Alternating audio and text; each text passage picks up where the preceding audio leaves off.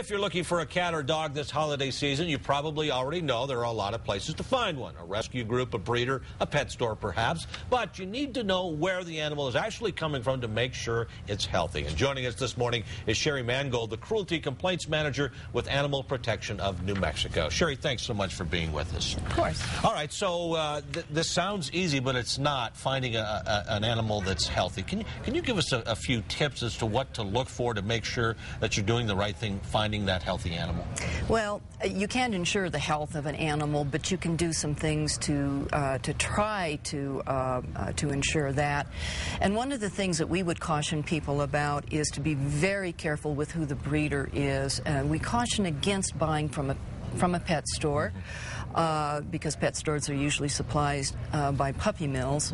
And then there are also indiscriminate backyard breeders that you need to be cautious about. And those would be people who are not willing to let you come to their property to see where the dog was raised, who the dog's sire or dame is.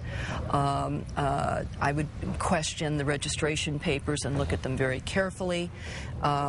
And I would certainly watch out for red flags if people do not allow you to come to their property to purchase an animal. Now, I know you're not a big fan of buying these pets right before Christmas. That's something you want to be very careful about, too. Of course. If you're going to introduce a new animal into a home with the added commotion of the holidays, then you could be asking for trouble, because the best thing that can happen is that the animal should come into a home environment when the people have at least 2 or 3 days and nights where they can spend quietly with the animal and getting it socialized into the family.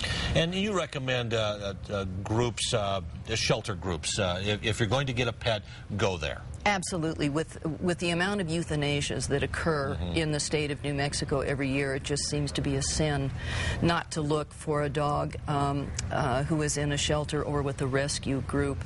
And I know some people are hesitant to do that, but there are some real positives about getting a dog from a shelter or a rescue group. And those involve things like the age of the dog. Everyone loves a puppy. Sure. But a puppy is going to be a puppy for a very short period of his life.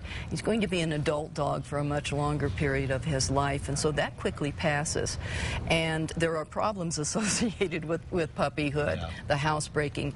If you're getting an older dog, particularly one from a rescue group where you can get a purebred, you're getting a dog that has most likely been raised in a foster home and has already been socialized with both people and possibly other animals and pets. Now, I know your group is working with the Attorney General's office to get out some information about how to find the proper pet and how to make sure that it's all done properly. Tell us a little bit about that program. Yes, the Attorney General's office has put together a pamphlet which is available at most shelters. It's available online. It's available through the Consumer Protection Division of the Attorney General's office.